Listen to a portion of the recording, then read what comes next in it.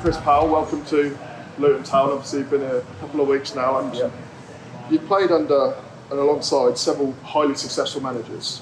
What do you see in Jack Wilshere that makes you think he'll reach the top and that brought you to him as assistant manager? I think your first job's always very, very important. He's football bright, don't underestimate him. Real football intelligence. And that's not only from his playing career, obviously that helps, you know, the level he played at.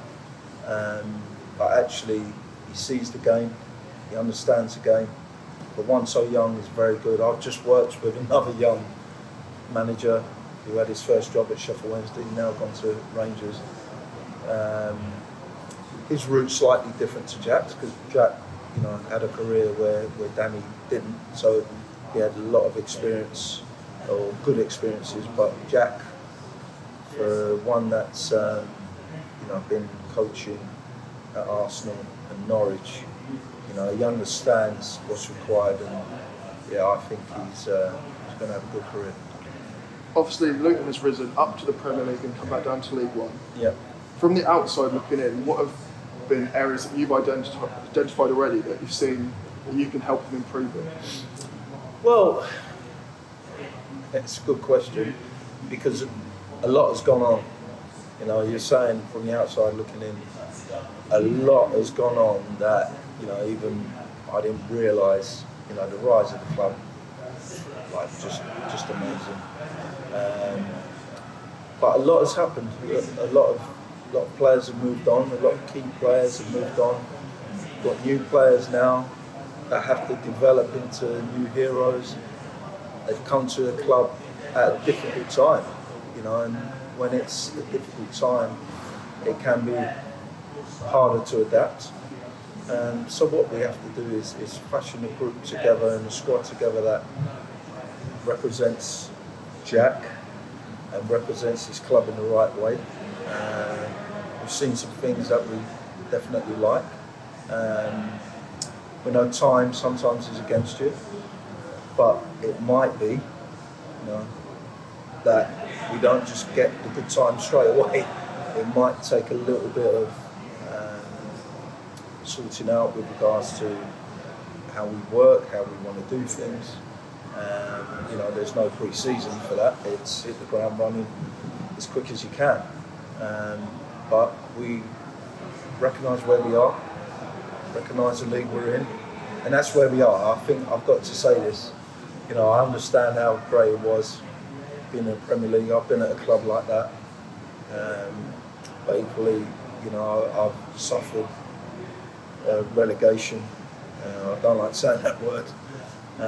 So now it's about recognising where we are, adjusting to it as soon as you can, and start to build momentum and positivity in the right way. Because we understand, we know where everyone is, and we understand why we do, you know. But I think we're asking for a bit of trust that we can turn it around and get everyone positive again. And you mentioned there that you obviously didn't get to take the pre-season with the players, yourself and Jack and the other coaches. When you joined the club, did you feel that there was a good base there already in terms of the level of fitness and the technical ability that had been developed under previous managers? Yeah. I mean, you know, I never understand when, you know, you always hear people come in and say, oh, they're not fit enough and all that. No, they'll be at a level that they can compete and play in this league.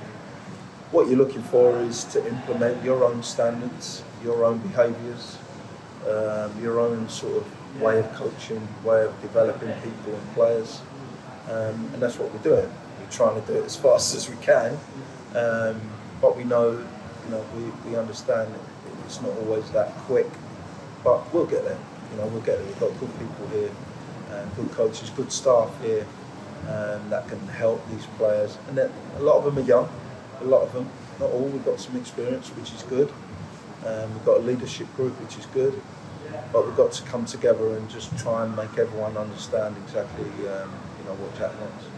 And defensively, we have conceded a number of goals where there's been either errors or mistakes that have led to those. As a defender yourself during your playing career, I can't play anymore. You know that, don't you? How would you look to sort of make those changes to help the defence shore up Yeah. and remove the mistakes or the errors? Well, for one, sadly, mistakes happen in every game.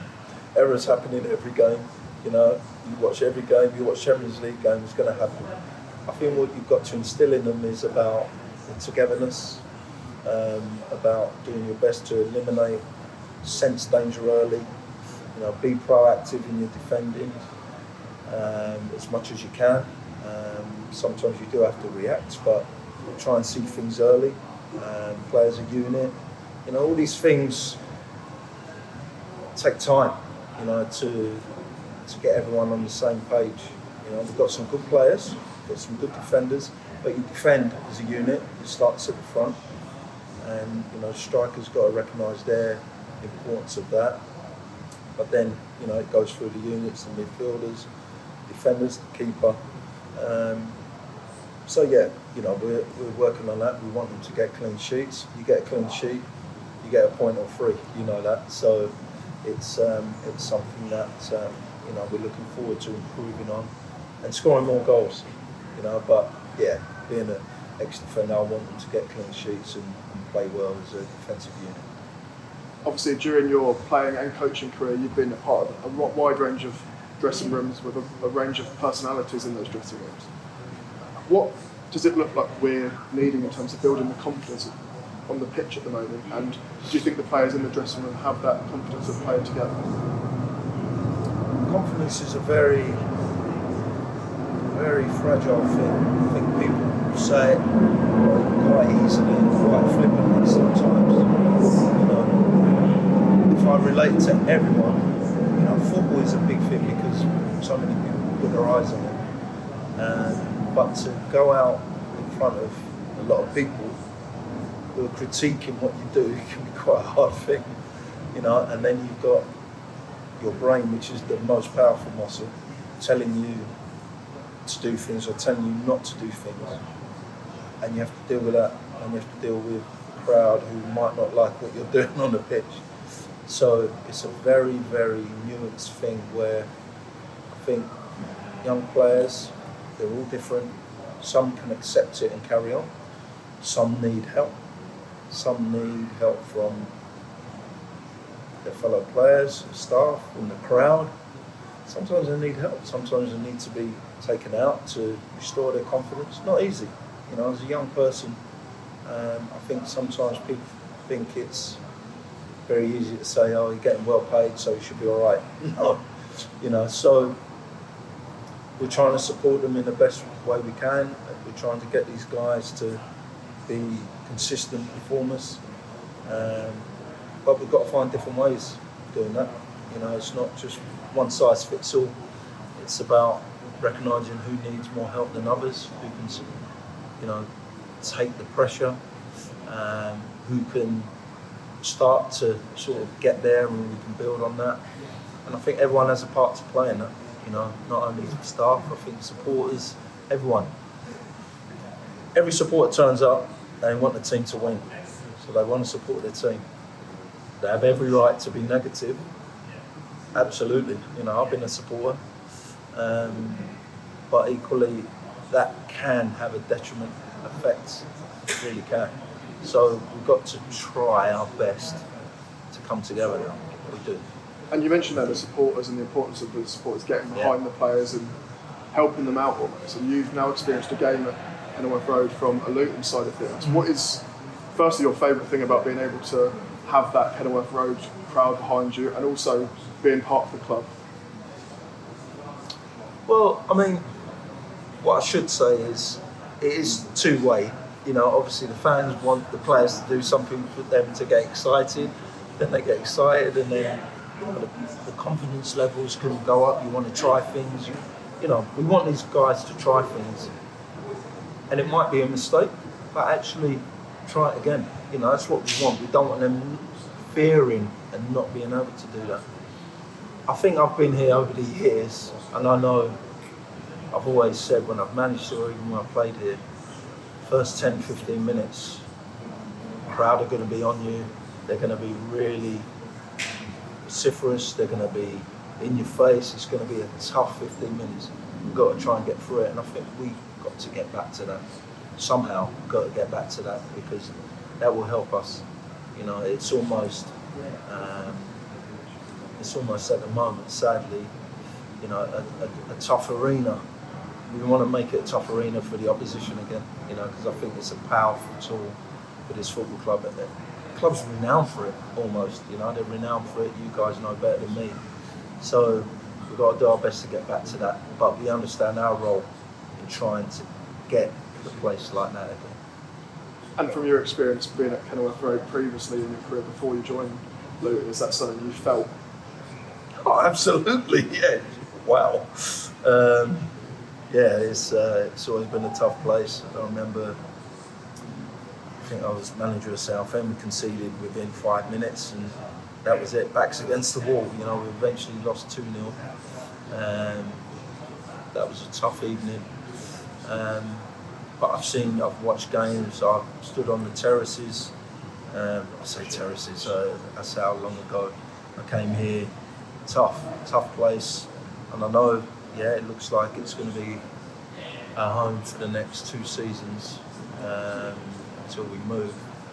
Why don't we start our best and do our best to create memories to get this club, you know, exactly where we want to be again.